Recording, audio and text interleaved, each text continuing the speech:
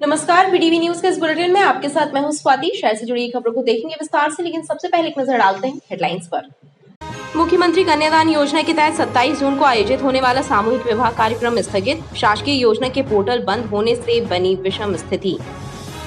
जिले के 79 परीक्षा केंद्रों में गुरुवार से शुरू हुई कक्षा 5वीं और 8वीं की पुनर्परीक्षाएं। परीक्षाओं में पूरक परीक्षार्थी के साथ ही वार्षिक परीक्षा से अनुपस्थित छात्रों को मिल रहा परीक्षा देने का अवसर। और केंद्रीय कारागार में निरुद्ध विचाराधीन बंदी की इलाज के दौरान हुई मौत। आधारताल के रहने वाले बंदी के परिजनों ने लगाए गंभीर आरोप। परिजनों ने मामले की निष्पक्ष जांच की मांग की। जेल प्रबंधन ने परिजनों के आरोपों को बेबुनियाद बताया। प्रदेश के मुख्यमंत्री शिवराज सिंह चौहान गुरुवार को अल्प प्रवास पर डुमना विमानतल पहुंचे। विमानतल पर भाजपा नेताओं ने मुख्यमंत्री का आत्मीय स्वागत किया। विमानतल पर 5 मिनट रुकने के पश्चात मुख्यमंत्री हेलीकॉप्टर से बालाघाट जिले के लिए रवाना हुए। प्रदेश के मुख्यमंत्री शिवराज सिंह चौहान गुरुवार की दोपहर विशेष वायुयान से अल्प प्रवास पर डुमना विमानतल पहुंचे। डुमना विमानतल पर नगर अध्यक्ष प्रभात साहू, नेता प्रतिपक्ष कमलेश अग्रवाल सहित अन्य भाजपा नेताओं ने सीएम शिवराज सिंह का आत्मीय स्वागत किया। मुख्यमंत्री डुमना विमानतल पर 5 मिनट रुकने के बाद हेलीकॉप्टर से बालाघाट जिले के लिए रवाना। इस दौरान पुलिस उप महानिरीक्षक RRS परिहार, कलेक्टर सौरभ कुमार सुमन, SPT के विद्यार्थी भी डुमना विमानतल पर मौजूद थे। मुख्यमंत्री बालाघाट में वीरांगना रानी दुर्गावती के बलिदान दिवस के अवसर पर आयोजित गौरव यात्रा में केंद्रीय गृह मंत्री अमित शाह के साथ शामिल होंगे। कक्षा 5वीं और कक्षा 8वीं की पुनर्परीक्षाएं गुरुवार से शुरू हो गई हैं। इन परीक्षाओं में पूरक परीक्षार्थियों के साथ ही वार्षिक परीक्षाओं में अनुपस्थित होने वाले छात्रों को परीक्षा देने का अवसर दिया गया। गुरुवार से 5वीं और कक्षा 8वीं की पुनर्परीक्षाएं आरंभ हो गई हैं। इन परीक्षाओं के लिए शहरी क्षेत्र में 18 और ग्रामीण क्षेत्रों में 61 मिलाकर कुल 79 परीक्षा केंद्र बनाए गए हैं। परीक्षाओं में पूरक परीक्षार्थियों के अलावा वार्षिक परीक्षाओं में अनुपस्थित होने वाले छात्रों को भी शामिल होने का अवसर प्रदान किया गया। शिक्षा विभाग द्वारा इन परीक्षाओं के संचालन और परीक्षार्थियों की 100% उपस्थिति सुनिश्चित कराने पूर्व से ही तैयारियां कर ली गई थीं। पुनर्परीक्षा के पहले दिन अंग्रेजी और हिंदी विशिष्ट का पेपर हुआ। शिक्षा विभाग के अधिकारियों ने बताया कि पुनर्परीक्षा में कक्षा 5वीं के 7,000 और कक्षा 8वीं के लगभग 11,000 परीक्षार्थी शामिल हो रहे हैं। 5वीं और 8वीं की जो है पुनः परीक्षा शुरू हुई है आज 22 जून से, और इसमें वो विद्यार्थी बैठे हुए हैं जो किसी विषय में अनुत्तीर्ण हो गए थे, और वो भी छात्रों को मौका दिया गया है जो अनुपस्थित थे। और इसकी तैयारी जो हमारे शिक्षक पहले से कर रहे थे, प्रयास किया गया है कि 100% जो है बच्चे बैठें। कक्षा 8वीं में 11,017 बच्चे बैठने की पूरे ज़िले में थी, और हमारा जो टारगेट था वो 35,000 था। उसमें से बाकी बच्चे जो है उत्तीर्ण हो गए थे। 11,000 बच्चे ये वो हैं जो किसी विषय में फेल हुए हैं अथवा अनुपस्थित थे, उनको आज मौका दिया गया है। इसके लिए शहर में 18 सेंटर बनाए गए हैं और 61 सेंटर हमारे जो है ग्रामीण क्षेत्रों में बने हुए हैं। परीक्षाएं 28 जून तक संचालित की जाएंगी। नगर निगम द्वारा 27 जून को आयोजित मुख्यमंत्री कन्यादान योजना के सामूहिक विवाह कार्यक्रम को फिलहाल स्थगित कर दिया गया है। अधिकारियों का कहना है कि मुख्यमंत्री कन्यादान योजना का पोर्टल बंद रहने के कारण यह निर्णय लिया गया है। जल्द ही अगली तिथि घोषित की जाएगी। भोपाल के सतपुड़ा भवन में लगी आग के कारण कई सरकारी योजनाएं प्रभावित हो रही हैं। मुख्यमंत्री कन्यादान योजना पर भी इसका असर पड़ा है। अधिकारियों ने बताया कि मुख्यमंत्री कन्यादान योजना का पोर्टल बंद रहा, जिसके चलते 27 जून को जबलपुर में आयोजित सामूहिक विवाह कार्यक्रम को स्थगित कर दिया गया है। अधिकारियों के मुताबिक कार्यक्रम की अगली तिथि महापौर और नगर निगम अध्यक्ष की सहमति से जल्द ही घोषित की जाएगी। मुख्यमंत्री कन्या विवाह योजना इस महीने हम 27 तारीख को आयोजित करने वाले थे, लेकिन सतपुड़ा भवन में आग लगने के कारण जो हमारा विवाह पंजीयन पोर्टल है वो बंद हो गया था। वो पोर्टल आज चालू तो हो गया है, लेकिन जितने हमारे पास आवेदन आए हुए हैं उन सभी को वेरीफाई करके 2 दिन में चढ़ाना संभव नहीं है। तारीख जो भी हमारी निर्धारित तारीख होती है उसके 7 दिन पहले पोर्टल बंद हो जाता है, तो आज या कल पोर्टल बंद हो जाएगा। इसलिए हम सोच रहे हैं कि इन आवेदनों को पोर्टल पे एंट्री हो जाए और सभी जो भी पात्र लोग हैं उनको लाभ मिल सके। इसलिए हम इसकी डेट मेयर सर और निगम अध्यक्ष जी से समझ के आगे बढ़ाने वाले हैं। इसमें करीब कितने रजिस्ट्रेशन हुए हैं अगर देखा जाए ऑफलाइन? रजिस्ट्रेशन तो नहीं हो पाए हैं ज़्यादा। ऑफलाइन जो हमारे पास फॉर्म आए हैं वो 65 लोगों के हैं। 65 जोड़े हमारे पास ऐसे हैं जो पात्र हैं। बहरहाल मुख्यमंत्री कन्यादान योजना के तहत होने वाले सामूहिक विवाह आयोजन के स्थगित हो जाने से उन परिवारों को भारी परेशानी उठानी पड़ रही है जिन्होंने विवाह की बाकी रस्में पहले ही घर पर पूरी कर ली हैं। उन्हें अब कई दिनों तक का इंतजार करना पड़ेगा। भाजपा की राज्यसभा सांसद सुमित्रा बाल्मीकि ने जिला प्रशासन पर उपेक्षा करने का आरोप लगाते हुए प्रदेश सरकार से शिकायत की है। महिला सांसद का कहना है कि शासकीय कार्यक्रमों में प्रोटोकॉल का पालन नहीं किया जा रहा है और एक ही गलती को बार बार दोहराया जा रहा है, जो बेहद खेदजनक बात है। भाजपा की राज्यसभा सांसद सुमित्रा बाल्मीकि ने जिले के प्रशासनिक अधिकारियों की शिकायत मुख्यमंत्री शिवराज सिंह चौहान से की है। सुमित्रा बाल्मीकि का कहना है कि शासकीय कार्यक्रमों में प्रोटोकॉल का एवं पद की गरिमा का ध्यान नहीं रखा जा रहा है। एक ही तरह की गलतियां बार बार दोहराकर अधिकारी उनकी उपेक्षा कर रहे हैं। पिछले दिनों योग दिवस के कार्यक्रम में भी यही गलती रिपीट की गयी। छिंदवाड़ा में थी तब मुझे प्रशासनिक कॉल आया कि मैं जबलपुर में हूँ, तो उस हिसाब से इनको प्रोटोकॉल निभाना चाहिए था कि एक राज्यसभा मेंबर है और उनके हिसाब से जो पत्रक छपा था उस पत्रक पर मेरे पास में बहुत से लोगों का फोन आया कि नाम नहीं है, तो मैंने उस पर कोई आपत्ति दर्ज नहीं की। मैं संगठन को मैंने बता दिया और पत्रक की कॉपी भेज दी। उसके बाद में जब मैं दूसरे दिन 21 तारीख को वहाँ गई तो 21 तारीख को मैंने देखा कि मुझे जैसी मंच पर पहुंची तो मुझे कोई कुर्सी नहीं थी, मैं सीधे जाके पीछे बैठ गई। मुख्यमंत्री जी ने पलट के मुझे देखा, फिर स्टाफ को उन्होंने डांटा और बोले आगे कुर्सी लगाओ। ये चूक क्यों हो रही है, ये बताइए ना। प्रशासनिक कितना लापरवाह हो सकता है, ये तो मैं पहली बार देख रही हूँ अपनी लाइफ की राजनीति में। दूसरी बात है कि महामहिम उपराष्ट्रपति महोदय हम लोग के साथ में भेड़ाघाट गए। प्रशासनिक चूक कैसे हुई कि जो सर्किट हाउस उनको बुक किया गया था वो छोड़ के दूसरे सर्किट हाउस में वो पहुंच गए। ये कैसे चूक हुई? ये प्रशासनिक लापरवाही है ना कि आप किसी भी चीज को गंभीरता से नहीं ले रहे हो, ना तो आप पद का सम्मान रख रहे हैं, ना प्रोटोकॉल निभा रहे हैं। राज्यसभा सांसद सुमित्रा बाल्मीकि का कहना है कि अधिकारियों के गैर जिम्मेदाराना रवैये से सवाल उठ रहे हैं। अधिकारियों ने यदि अपना बर्ताव नहीं बदला तो उच्च स्तर पर इन बातों को उठाया जाएगा।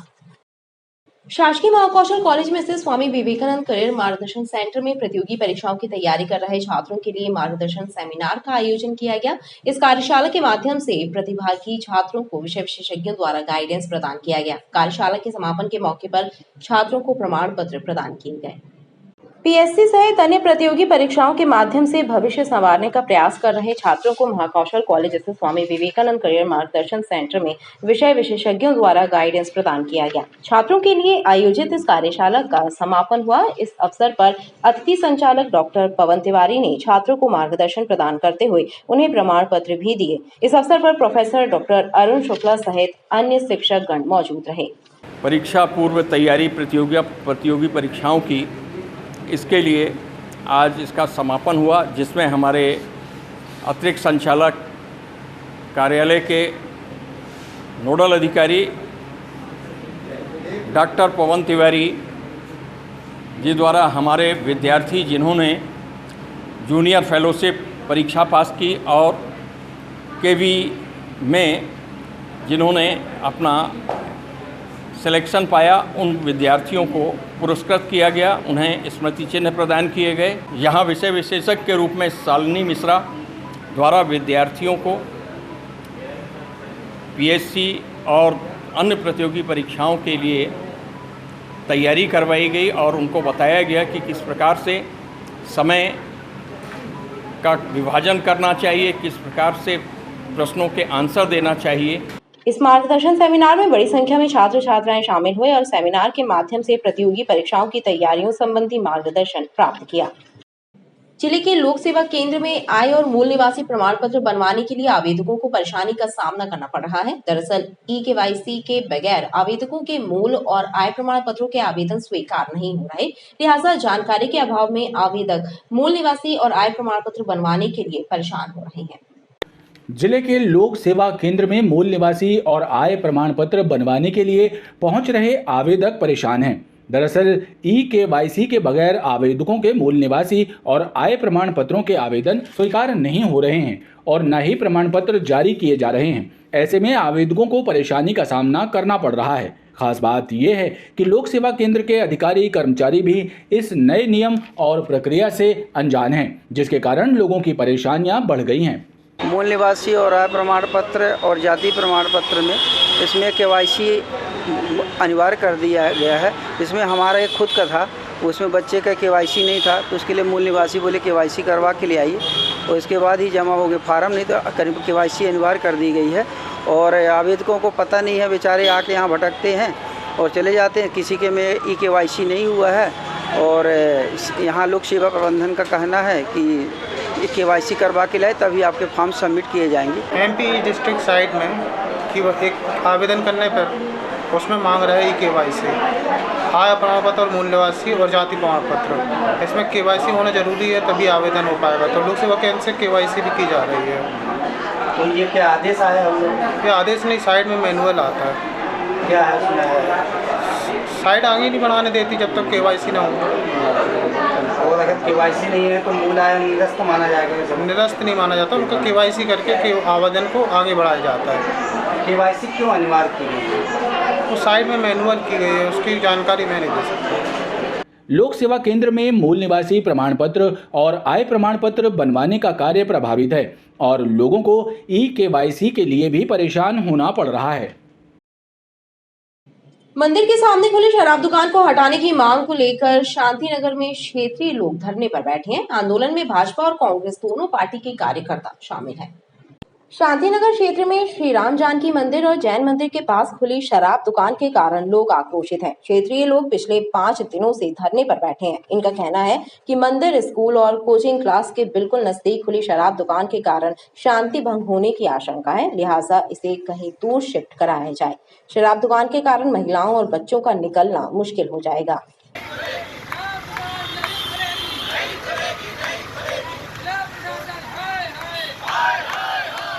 यहाँ पर हम लोग को 4-5 दिन हो गया है। पूरे राजीव गांधी वार्ड की जनता, ये कोई राजनीतिक मुद्दा नहीं है, यहाँ चाहे वो कांग्रेस की हो चाहे BJP हो, और हमारे पूरे वार्ड की जनता डेली यहाँ पे संघर्ष कर रही है और धरने पे बैठी है।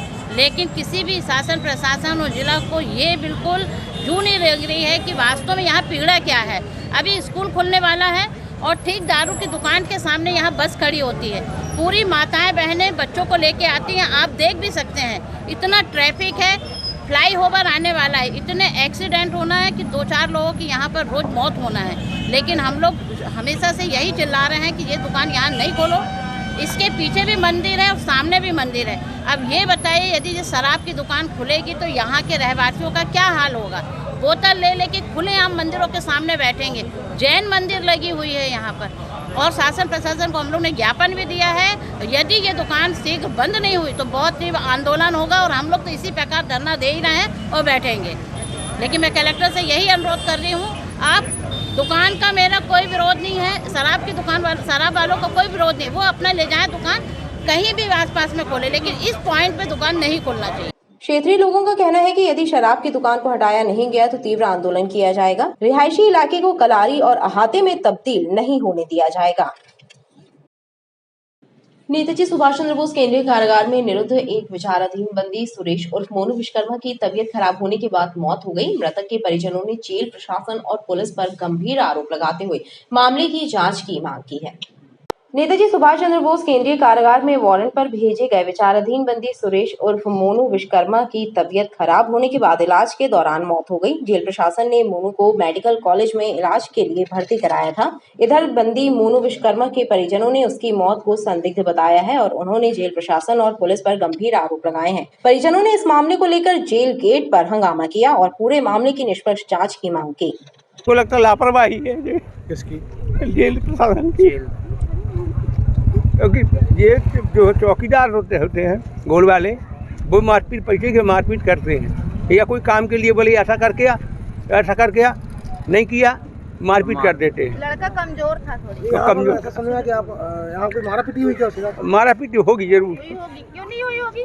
अभी बॉडी मिली आप लोग? नहीं, बॉडी नहीं, बॉडी लेने जा रहे हैं। ठीक है, देखे बॉडी पे निशान वगैरह है? अभी नहीं देखे ना, अभी जा रहे हैं। पेरेंट्स यहाँ पहुँचे। आपका नाम? और सबसे बड़ी बात ये है कि जब तक पेरेंट्स नहीं आए तो आपने कैसे भेज दिया डेड बॉडी?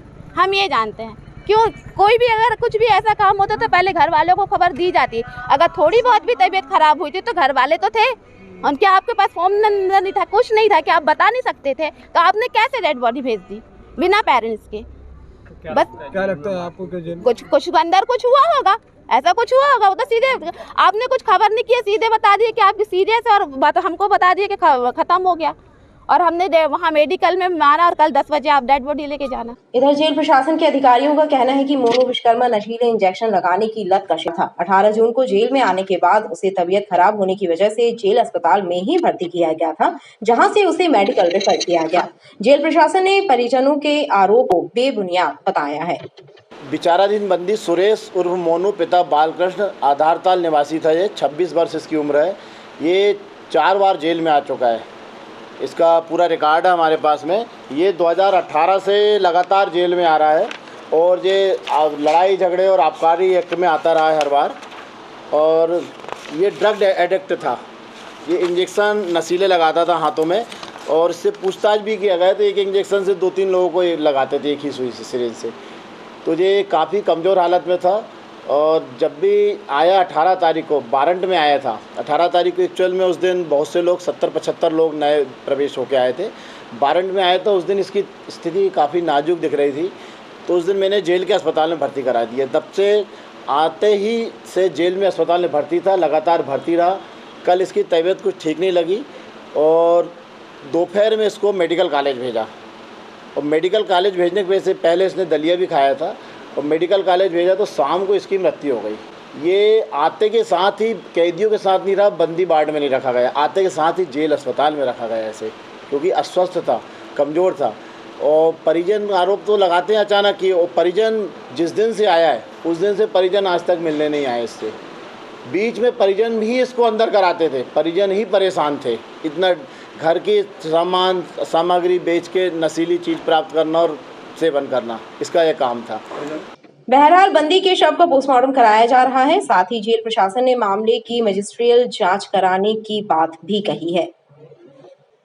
मध्य प्रदेश में इस वर्ष मानसून लेट हो गया है। ऐसे में भीषण गर्मी से जूझ रहे लोगों को बादलों के बरसने का इंतजार है। हालांकि इस बीच प्रदेश के कुछ हिस्सों में बारिश का दौर शुरू हो गया है। जबलपुर संभाग के जिलों में भी आसमान पर बादलों का डेरा है। हल्की बूंदाबांदी होने से उमस और गर्मी से लोग हलाकान हो रहे हैं।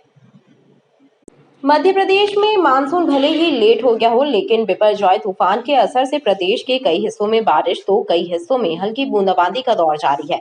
आसमान पर बादलों की मौजूदगी से तापमान की वृद्धि पर भले ही ब्रेक लगा हो, लेकिन उमस भरी गर्मी लोगों को हलाकान और बेचैन किए हुए है। उमस और पसीने से लोगों के हाल बेहाल है।